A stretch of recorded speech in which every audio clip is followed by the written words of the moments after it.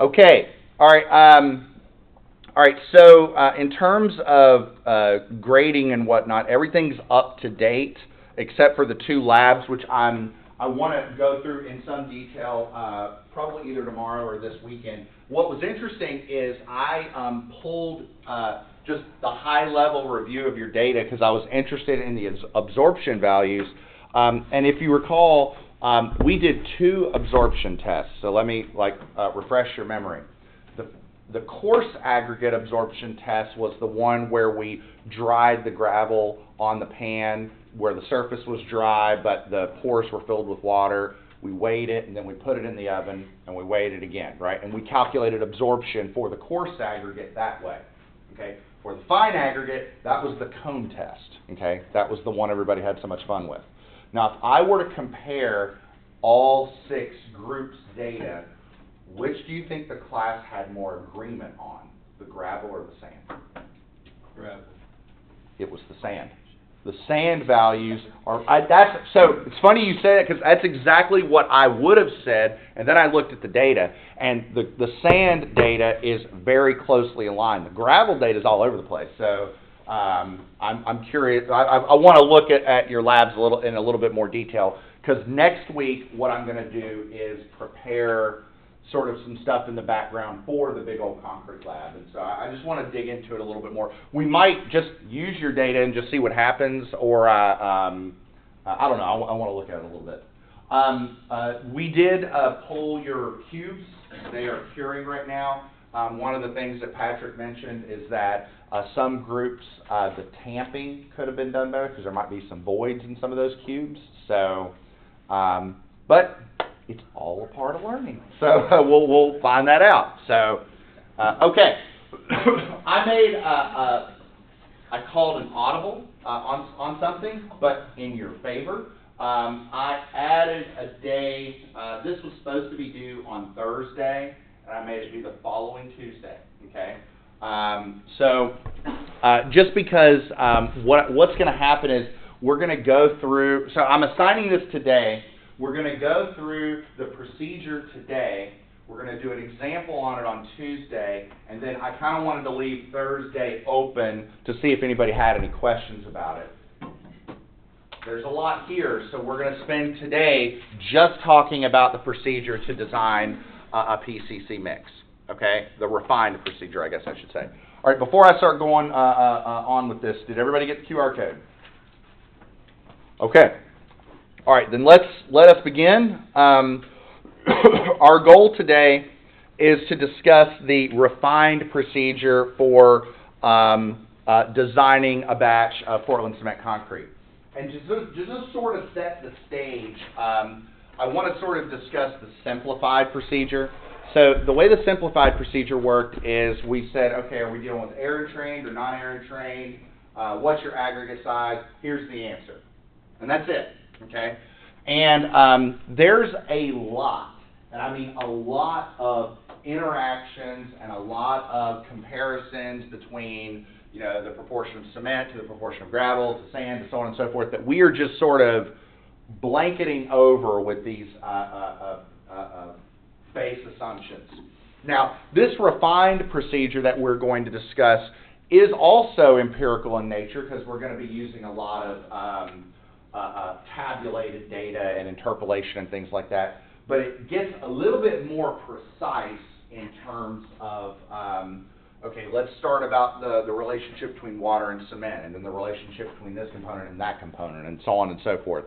And so we're really digging into the step-by-step aspects of this. And it's a 10-step procedure. There's a lot going on here, okay? Now, I guess technically there's a step 11, and a step 11 would be once you have your mix, prepare it and do some testing and adjusting and, you know, refining your design and iterating accordingly. But for the purposes of the computations, there are 10 steps, okay? Now, I've got this handout that I prepared, and what this handout is, it's kind of long. I mean, because there's like, you know, 9 or so, what is it, you know, like 10 pages to this thing. But what I've done with this handout is I sort of snapped out all the associated tables in the textbook in this one little handout, so you don't have to like flip back and forth in the textbook. It's all right here. It also has some formulas and some sort of suggested formatting guidelines for how to do the computations. And so I'm going to use this as sort of a guide to walk through things with you all today. I'm going to pass this out, and there's a digital copy of this on Blackboard. I've gone through and done some adjustments to this, even up through yesterday, because there was some stuff in step 1 that I sort of represented a little bit differently than I did the last time I taught the class. Nothing really changed for the procedure, but I thought the way that I represented it, I think it's a little bit more straightforward. Okay, so let me pass that, and then pass that. Okay. All right. So let's get into the procedure. Okay. And we're going to go through this step by step, and just to sort of walk through in grand detail what we're going to do. We're going to sort of take each ingredient one at a time. We'll start off by determining the required compressive strength, and I want to talk about what that means in some detail. Then we'll get into the water-cement ratio, which the water-cement ratio does really guide the performance and the strength of the mix in a very significant way. Then we're going to get into each ingredient, so things like the coarse aggregate requirements, the air entrainment requirements. We'll talk a little bit about the workability, so that'll be like the slump of the mix. And then we'll start honing in on how much water do we need, how much cement do we need, how much specific admixture do we need. The last 2 steps are probably the most computationally heavy. So the idea behind the fine aggregate is we use these guides to determine how much cement do we need, how much gravel do we need, how much water do we need for a cubic yard. And then so what we do is we use a volume-based approach to say, well, if a cubic yard is 27 cubic feet, and we have this many cubic feet of cement, this many cubic feet of water, this many cubic feet of gravel, this many cubic feet of air, what's left? Okay, and so that's where we get the weight of the sand. The very last step is we have to adjust everything at the very end to account for the fact that there is a difference between the absorption value for the aggregate and what its actual natural moisture content is. So we have to either add or subtract water from the mix, either if it has excess moisture or it has negative moisture. It has space in the pores, because again, we're sort of our baseline for our mix is saturated surface dry. Okay, so that's what we're going to be doing at the end. Okay, so let's dive into this.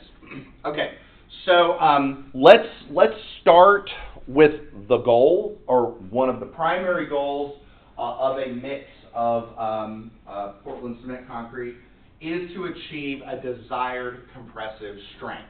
Okay, so if I'm designing a bridge or a building or a road base or what have you, go look up any specification on this, and it will say something like your compressive strength needs to be this. Or if you're designing a concrete beam, you'll say I'm going to design a concrete beam, and we'll take FC prime to be 4,000 psi or 6,000 psi or what have you.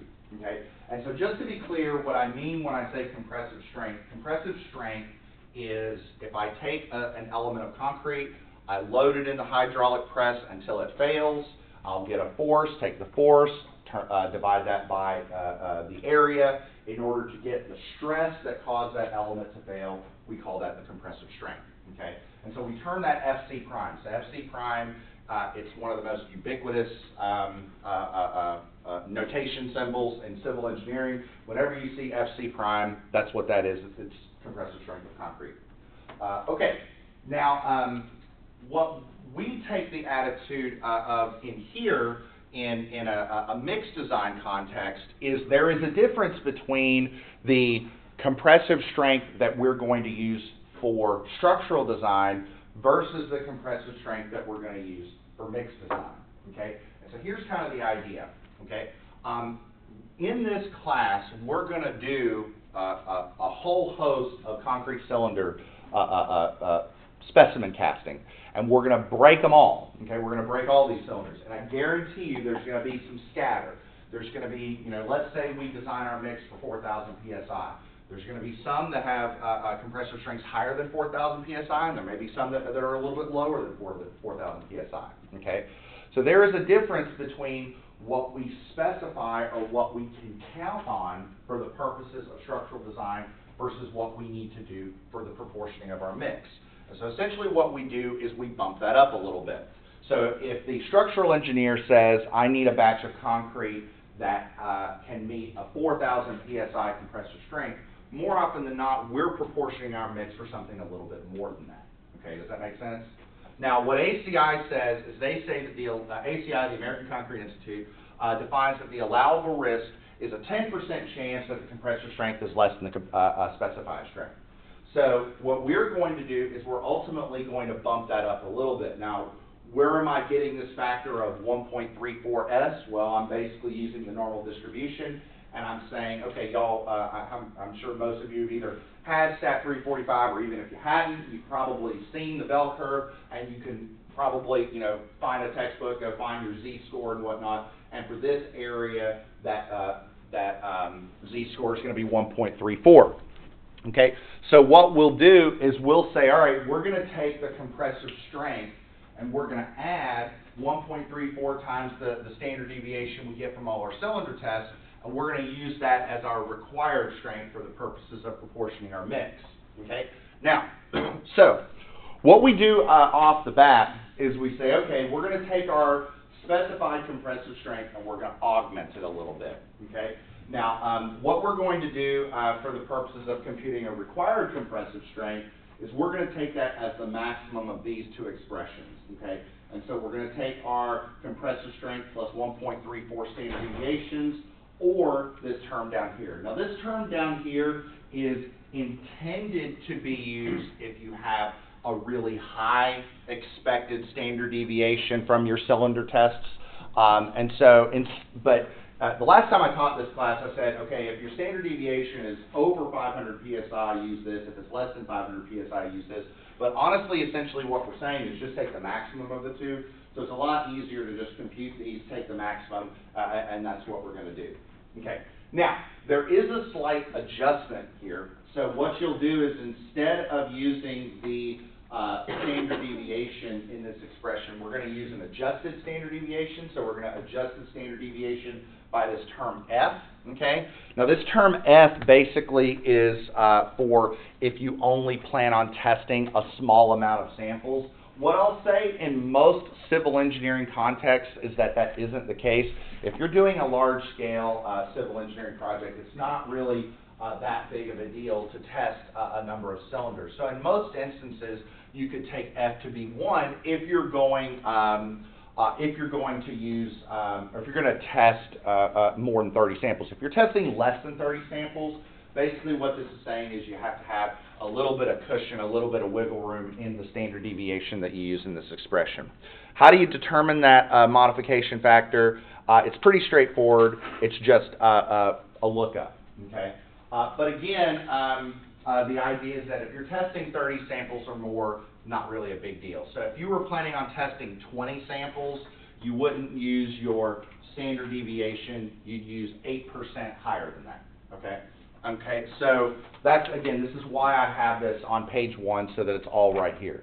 So again, so your first step in this mix design is to take what is the specified compressive strength for your mix and augment it for the purposes of proportioning your concrete. And we're upping that a little bit just to account for the statistical variability that we will probably get between what we specify and what we get when we test our cylinders, okay? Now, if you're testing a really, really, really small number of cylinders, you can sort of abandon this whole process up here and just look this up in a table. So the idea is if you were only going to test like 2 or 3 cylinders or what have you, well, in that case, just take your compressive strength and just increase it by a static value, either 1,000, 1,200, or 1,400. By the way, just so you're aware of the way that the textbook is formatted, so the way the textbook is formatted, and I'm saying this now because this kind of looks a little confusing, but if you look at this table here, we see here where it says on the right, required average compressive strength, F prime sub CR, either in megapascals or PSI. And so what this is saying is this is the expression for SI, this is the expression for US units. So you're not this isn't like one single formula where you're taking f sub c prime plus 7 times this. That's not what you're doing. What you're saying is it's either this expression for SI units or this expression for US units. So I'm just saying that because it looks confusing, but that's not what it is. Okay, is everybody okay with that? Okay. Now, I show this here just to be complete in the mix design process, but what I'll say is that in most large-scale civil engineering projects, you would never design a mix for this because, again, it's not that much of a lift to to need to test the appropriate number of cylinders to get the data necessary to improve your mix design. I mean, we are talking about a refined mix design process, so it's sort of it sort of clashes with the idea we're going to do a refined mix design, but we're only going to test like 3 cylinders. So yeah, it doesn't really make a lot of sense. Okay, everybody with me so far? Okay, so step 1. So at the end of step 1, what you should have is basically a conversion from FC prime to FCR prime. Okay, FC prime being, again, what you need at the end of the day or what you can reliably count on at the end of the day, that the structural engineer will use for design or the transportation engineer will use for design. We're taking FC prime, turning it into FCR prime, which is what we need for mix proportioning. Okay, that's step 1. Step 2 is the water cement ratio. Okay. So what we're doing here is we're trying to determine the relationship between the amount of cement that we'll put in the mix and the amount of water that we'll put in the mix. These rely on historical records for both either air-entrained concrete or non-air-entrained concrete. What I'll say is we're going to use the historical records in our textbook. It is possible that your ready-mix plant or your supplier has different data based on what they've been doing over a number of years. That's completely fine. If you had no historical data whatsoever, what I would suggest is just batch up a few mixes of concrete with different water cement ratios, test them, and then plot them, and then use that data. Okay. But we're going to use the data straight out of the textbook, so we're going to use that in lieu of any experimental data. And so we're going to look that up from Table 7.1. So you can see here on the next page, I've provided Table 7.1. So this is the idea. Instead of having to go back and forth from the textbook, it's all right here. Okay.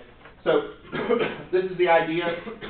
So now, so notice here what we're using is we're not using FC prime, we're using FCR prime. That's what we're using here. We're using the value from step 1 here to perform this computation.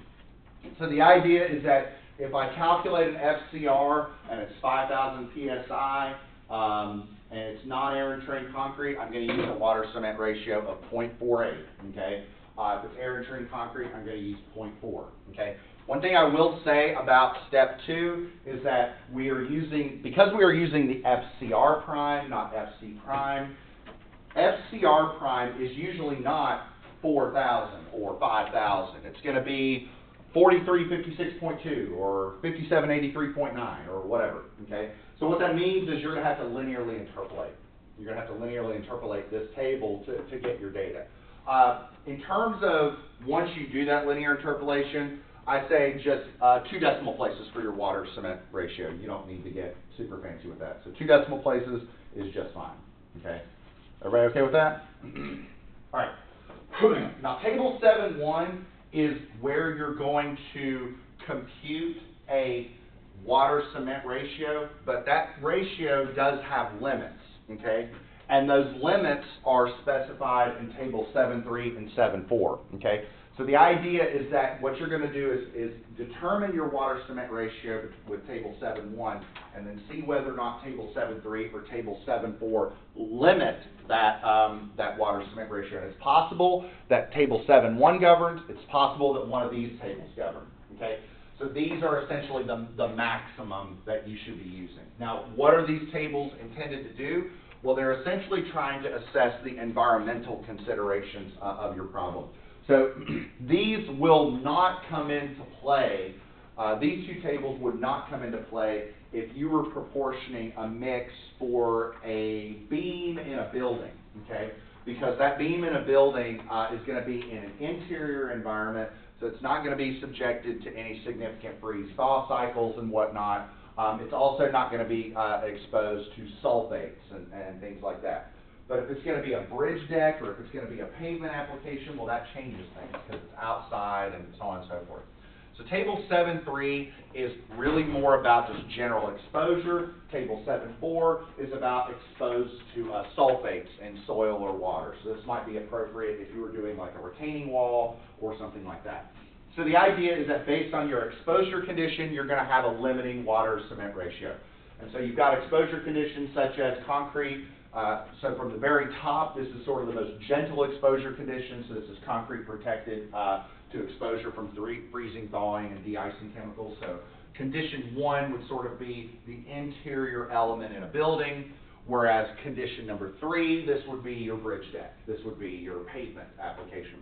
Condition number 4 is going to be sort of the same thing as 3, but in more of a salt water or arid type environment where there's much more ambient exposure issues and whatnot.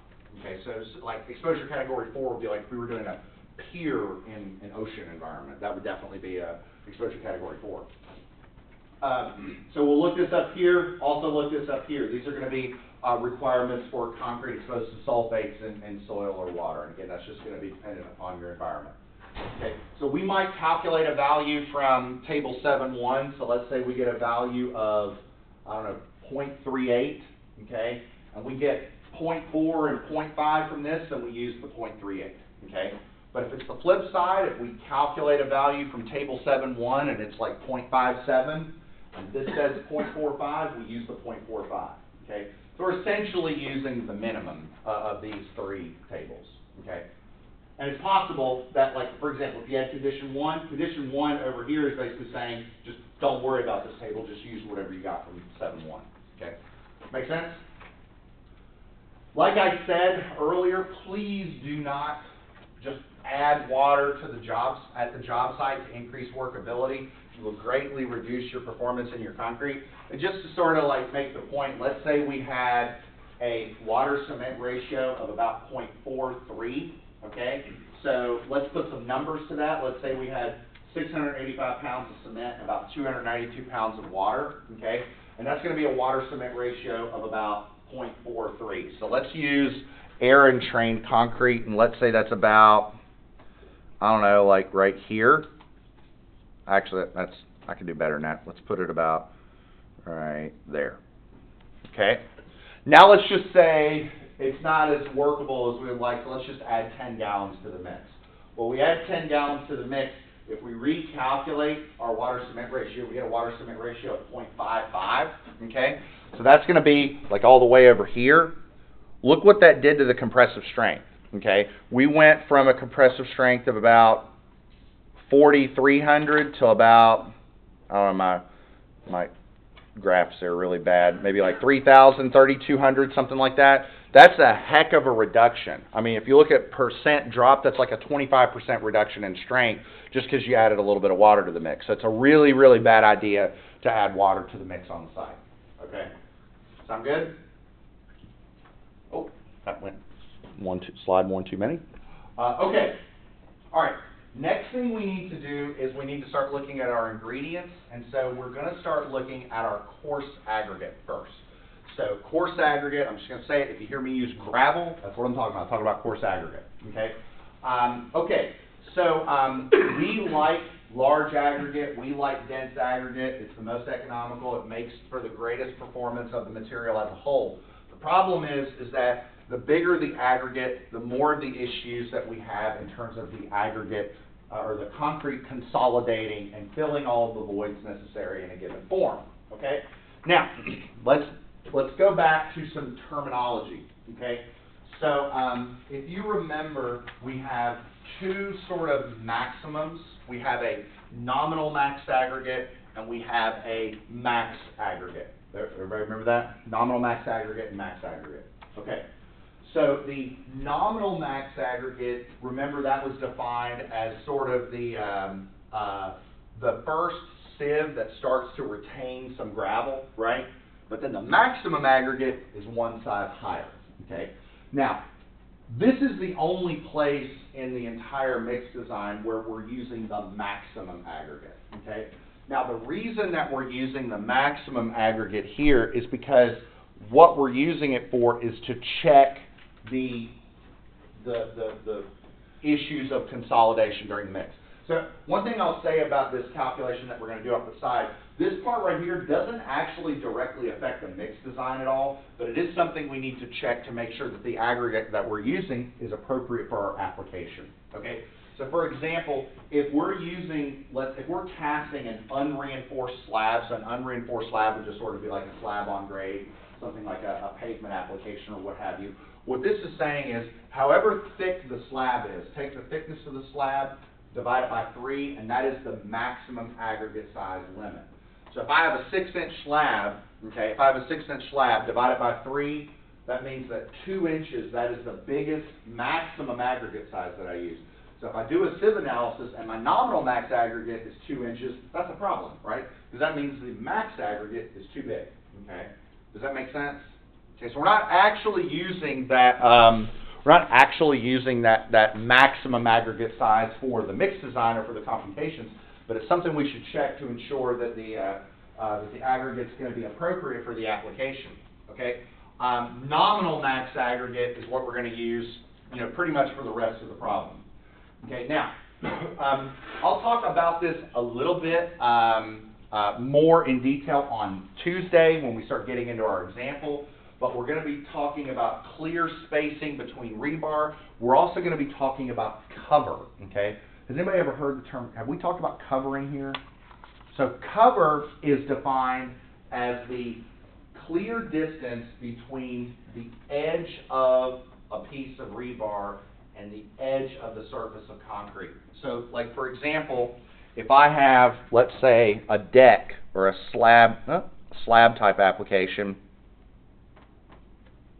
okay, and I have a bar right here, so this is a bar of steel, right, and this is the edge of the slab.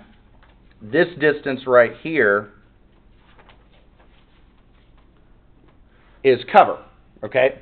Now, if you take reinforced concrete design with Dr. Zatar, you'll spend a little bit more time talking about this and what cover requirements are for different elements. But the idea is that you have to provide some degree of space between where the rebar is and where the edge of the slab is in order to prevent corrosion or so on and so forth. So, for example, the cover requirement for a beam in a building might be 1.5 inches. But for a bridge pier in seawater, it might be something like 4.5 or 6 inches, okay? Does that make sense? Well, that doesn't really matter to us in terms of mix designers because we're not doing structural design. But what we do have to make sure is that the aggregate, the little pieces of rock that we, that go into the mix design, they can't be too big that we don't have room for the cover, right? So you'll see limits like clear space between the reinforcement and the form, clear space between the reinforcement of the pre-stressing tendons, so on and so forth. So the example that we do on Tuesday, we're going to check that off to the side. Okay. All right, so that's the calculation that we'll do to the side, but the actual product of step 3 is going to be the weight of the coarse aggregate, okay? Now, essentially what we do is we determine the weight of the coarse aggregate based on how big the aggregate is, but we also use the fineness modulus. Ooh, that's a typo. That should be fineness, not tineness. Why did I have, that's an F. Fineness modulus of the fine aggregate. Do you remember that FM quantity where we summed up the percent retained on a certain number of sieves and we would get a fineness modulus of like 2.3 to 5.1, something like that? Y'all remember that? Okay. So the fineness modulus of the aggregate, essentially what we're saying is we've got the nominal maximum aggregate size, we've got a measure of how fine the sand is, okay, and so from that we can figure out the percentage of bulk volume needed for the coarse aggregate.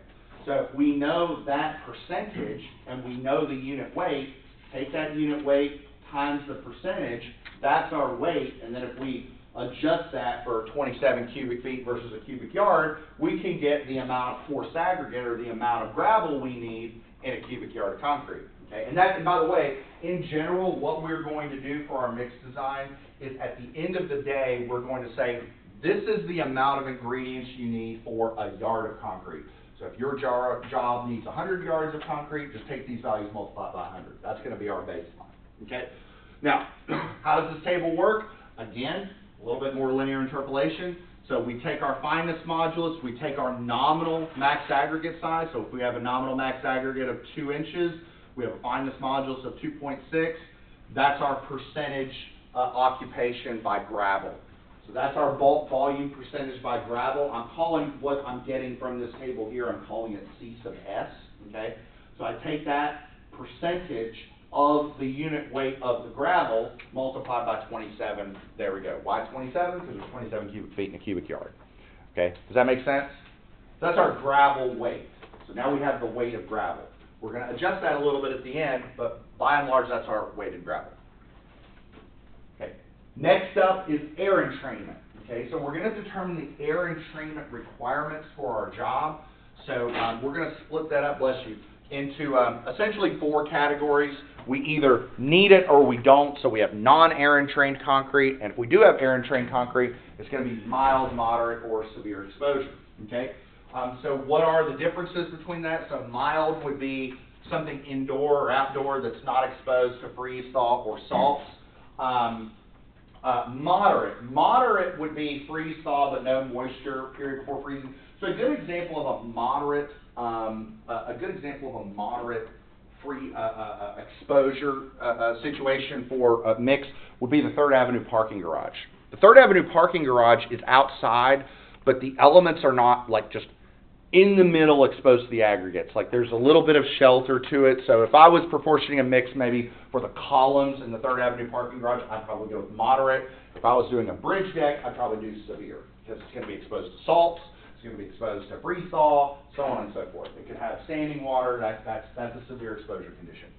And in those instances, we want air in the mix to allow for, remember, air sort of acts as those ball bearings inside the mix that allow for that freeze-thaw expansion and contraction without significant degradation.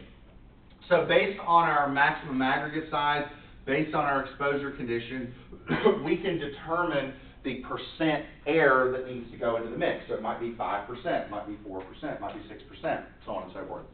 Now I'll say one thing actually that's kind of interesting. So I'm the instructor, I have the access to the solutions manual, I'm giving you all a homework problem. I have a different answer than what the solutions manual came up with. Largely, number one, there was a typo for the problem I gave you on there, which I found kind of interesting. But this little note here at the bottom where it says the air content in job specifications is to be specified to delivered within plus or minus a couple percent.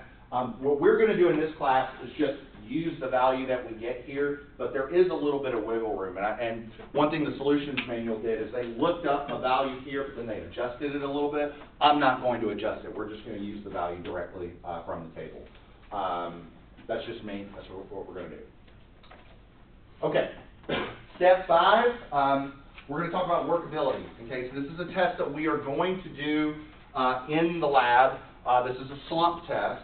Okay, how many of you have heard of the slump test? Oh, we talked about it in here before. How many of you have heard of the slump? Okay, so the slump test, what we're going to do is we're going to fill this cone with concrete, rod it 25 times in 3 lifts.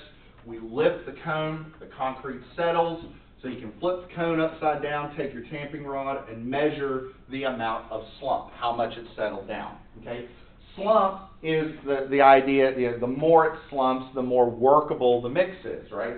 So to be honest, most contractors would probably love a really, really high slump. And I think engineers wouldn't mind too, except for the fact that if your slump gets too high, you can have problems with the performance of the concrete. You could get bleeding where sort of the aggregate settles to the bottom and then you get like water floating up to the top, which you kind of want everything to be mixed.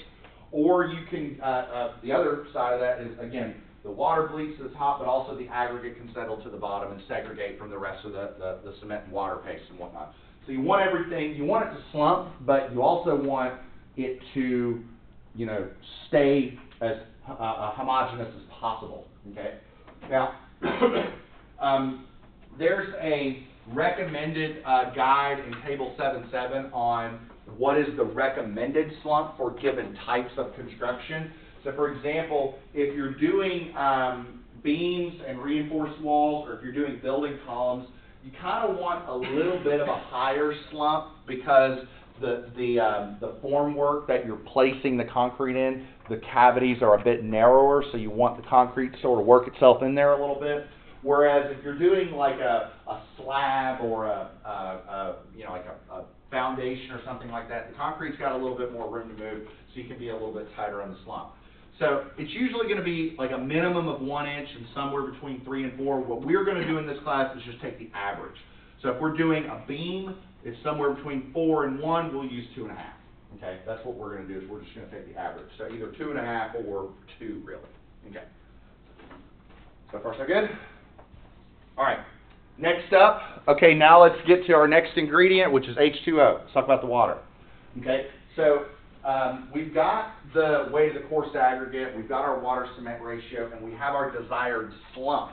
Okay, so based on that slump, based on the aggregate size, based on the shape of the aggregate, if we're using Aaron training, we can relate all those together and determine the amount of water that'll go into a yard of concrete. Okay. Now, a couple things about this table. This table is really big, but remember, we're only going to use the numbers that are in parentheses because those are U.S. units, so that's going to be pounds per cubic yard. So if your slump range splits one of these, so like if you had like a 2.5 inch slump, just go with the larger one. Go with the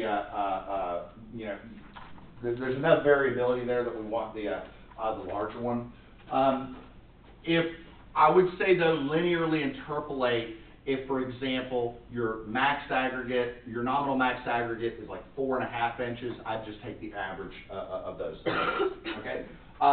One thing I'll say about this table is for angular aggregate. And remember, we had angular, sub-rounded, and rounded. This is for angular aggregate. If you've got subangular or rounded or something like that, you're going to drop that water content or that weight of water a little bit. Remember, if you have rounded aggregate, that makes the concrete more workable. So you don't need as much water to get the same amount of workability. Okay. Now, I'll say one thing about your homework assignment. Your homework assignment said crushed gravel, but I didn't really like that term because there's gravel with crushed particles here. So for your homework assignment, we're just going to assume angular aggregate. So essentially, we're not going to use that. Okay. So yeah, if you've got subangular, if you've got rounded or something like that, just drop what you're getting in that table by these values here. Okay. So step 7 is pretty straightforward. Remember, we have a water cement ratio, and after step 6, we have a weight of water. So if we have a weight of water, we have a weight of water cement ratio. We can get the weight of the cement. That's pretty easy. Okay, so we can just compute that. Now, what we are going to do is we're going to check whatever we calculate here against minimums that are suggested by the Portland Cement Association. So, for example, if we calculate this and we got like 450 pounds of cement, but it's going to be a severe exposure, we'll use 564 regardless of what we calculate here because of the application. So in severe exposure conditions, we're going to limit it here. For underwater applications, we're going to limit it here. If we have something for that's being used in flat work, so something like a slab, we'll check it against 7.9. Pretty straightforward lookup. Okay, again, one thing I'll say is that I know we're going through a lot of different steps, a lot of different tables. This is why we spend today just talking about it, and we're going to spend a whole other day doing it together. So it's a long process, but I think you'll ultimately find it's actually not very difficult. It's pretty straightforward. Okay. Last one is, before we get into the really fancy stuff, the fine aggregate and the moisture correction, is admixtures. Really the only admixture that we're going to focus on for the purposes of designing mixes in Aaron Trainer. And I don't really have a lot to say about that step 8 because it's really, really simple. But essentially all you're going to do is you're going to take the manufactured rate, multiply it by the percent of air that you've already determined, and then you're just going to divide it by 100. because essentially what your manufacturer rate will say, this is your fluid per 100 pounds of cement. So it's a really simple calculation. Where we get, now when it starts getting fun is when we get into step 9. Okay, so step 9 is about determining the weight of the fine aggregate. So if you follow it along, we have already determined, so after step 8, we have how much admixture is going in there, how much cement's going in there, how much gravel's going in there, how much water's going in there. So how do we figure out how much sand is going in there? Because that's the only ingredient left, okay? The way that we do that is we've figured out each component, okay? And so if we've got each component, we can figure the volume of each component. How do we figure the volume? The volume of a given material is the weight of that material divided by its unit weight. And what is its unit weight? The specific gravity times the unit weight of water, okay? So I can get the volume occupied by cement, the volume occupied by water, the volume occupied by gravel, and also the volume occupied by air, because if I've got an air entrainer. So I've got each of these components. If the entire mix needs to occupy 27 cubic feet, what essentially I'll have is all these components adding up to a certain volume. The sand has to make up the difference. So what I have here, let me go to my little handout here. So on that page, so what I like to do is I like to do that in a table. So I sort of put that right here, okay? So let's just sort of walk through how that computation would work. So like what you would have is you have your weights from all of your steps over here. You have your specific gravity. So to calculate the volumes, you just take the weight divided by the product of 62.4 and whatever's in here, okay? Now if you notice, I've got a lot of cells blank, but some of them aren't. So why do I have a 1 right here? Because I'm calculating the volume occupied by water, and the specific gravity of water is 1, okay? Another thing I mentioned last week, which, again, you know, this is one of those classes where there's a lot of details, but I said that the specific gravity of Portland cement is something you can set your watch by. It's 3.15, okay? So if I have the weight, I can take the weight divided by 3.15 times this and get the volume here, okay? Coarse aggregate, I'm going to have the weight, I'm going to have the specific gravity from all the lab tests that we've already learned how to do. So I can report that value here. That value is going to change from problem to problem. And it's going to change because the aggregate data changes. Get a volume here. When it comes to the air, I don't have that and I don't have that because air, you know, there's no really weight of air, but it does occupy a volume.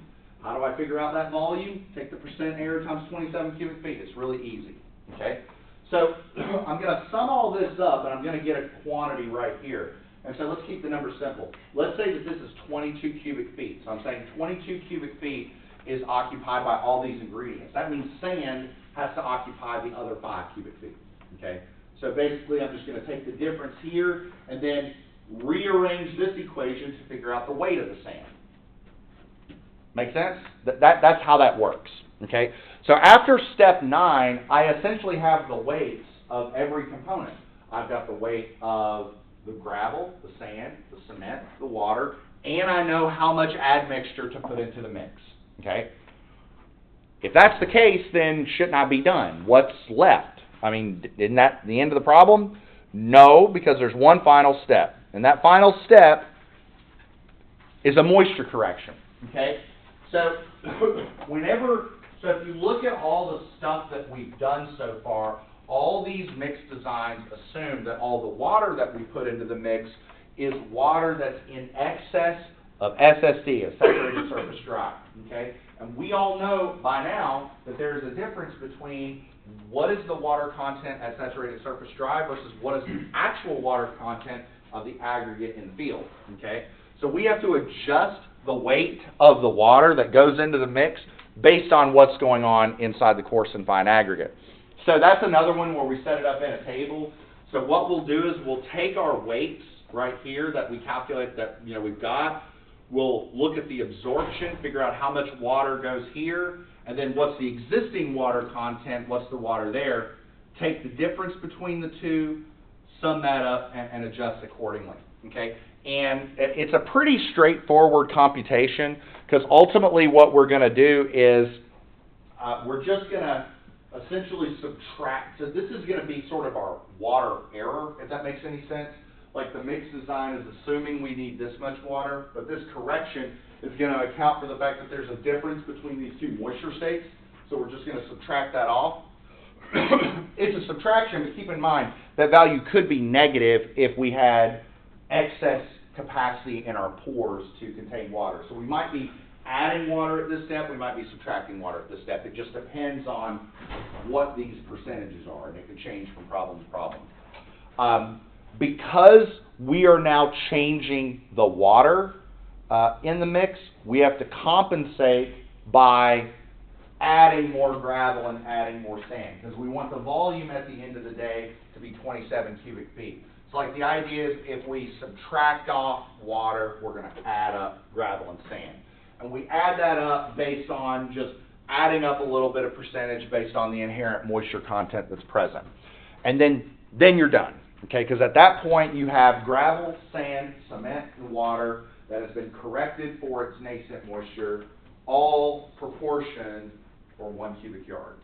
And then so what you can do is order that for whatever job that you're doing. Okay? Does that make sense? That's a lot, isn't it? That's a lot. I'm aware that it's a lot. I really am. Which is why we are going to take our time with it. Okay? Now, we're going to do this problem Tuesday. We're not doing this today. Okay? But I do want to take a step back and talk about the problem that we are going to do starting Tuesday. So come Tuesday, we're going to come in here, we're going to get to work, okay? Let's talk about this problem. This is going to be the problem that we do starting Tuesday. So we're going to design a batch of concrete, okay? We're going to design a batch of concrete that's going to be used in a bridge deck, okay? So so now that we've gone through this process, I want you to see if you can start to pick up on the data that you're being given and where that data would become relevant within the process. So for example, this is a bridge deck. So we're going to assume that the bridge deck is going to be exposed to freeze-thaw cycles, it's going to be exposed to de-icing salts, and it's going to be exposed to sulfates. And we're going to assume severe exposure categories. Okay, so I'm giving you that.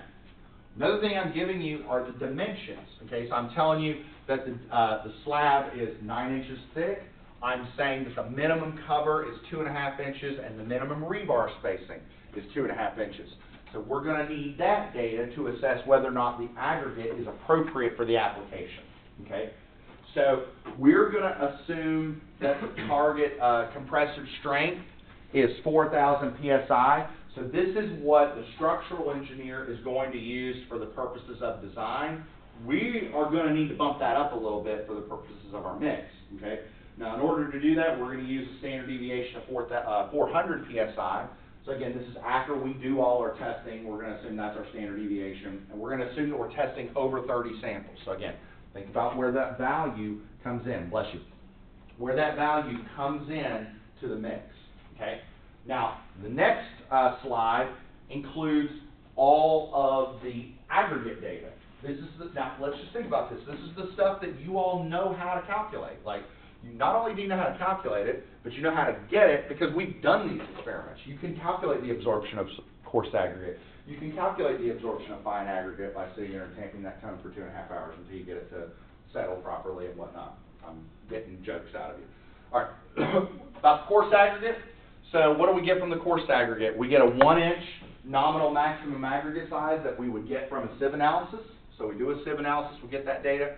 We're going to say that the coarse aggregate is subangular, which you can get from a visual classification, which you all know how to do. The moisture content and the absorption, you all know how to do. Moisture content's really easy. Just weigh the aggregate, put it in the oven, weigh it again, okay? Now, the absorption is 0.51. So what can you tell me about the state of the coarse aggregate? It has a moisture content of 1.69% and an absorption of 0.51%. What can you tell me about it? Does it have positive free moisture or negative free moisture?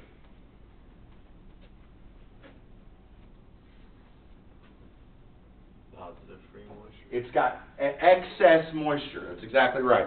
The pores, like if I totally fill up the pores, that's a moisture content of 0.51%. and it has 1.69. So the aggregate that we're making this concrete with has got moisture on the surface. The aggregate is wet, okay? That's what this is saying. It has a specific gravity of 2.665 and a dry rotted unit weight of 108 pounds per cubic foot. Fine aggregate. This is some really wet sand, isn't it? Right? So the pores, that's 0.9%. This has got a 4.5% moisture content. This is sandcastle sand. This is the type of sand that if I gave you in the lab and said do a cone test, you'd be there a while. You would not like me. But I mean seriously, that's what's going on with this sand. Okay. This has an absorption of 0.9%, but a moisture content of 4.5. Got fineness modules, which we can get from a sieve analysis, and a specific gravity. We're going to use type 5 Portland cement, so that's going to be higher over the strength, or fast setting, and we've got an air entrainer. This air entrainer, so what this basically means, so just to explain what this specification is, anytime you purchase an air entrainer, it's going to have a statistic like this. But essentially what this is saying is that if you have a batch of concrete, for every 100 pounds of cement in that batch, if you put in 0.1 fluid ounces of air entrainer, you should expect 1% error. Does that make sense? That's what this means, okay? Don't worry, we'll show you the math on that on Tuesday, but the units look a little complicated, but it's actually really, really easy to do the math. It's not very difficult. Sound good? All right, so Tuesday, we are going to do this mix design start to finish. This is going to be a thing. It's going to take a while, which is why we're going to start 12:30. We'll do a couple announcements and we'll get right to it. Bring this with you, okay? And again, don't worry. It's available on Blackboard as well. But we're going to start this. We're going to get rocking and rolling. Sound good? All right. See you on Tuesday. Actually, no. We'll see you tomorrow. Except for you, I'll see you on Tuesday. You're like the only one in here who's non-instructors.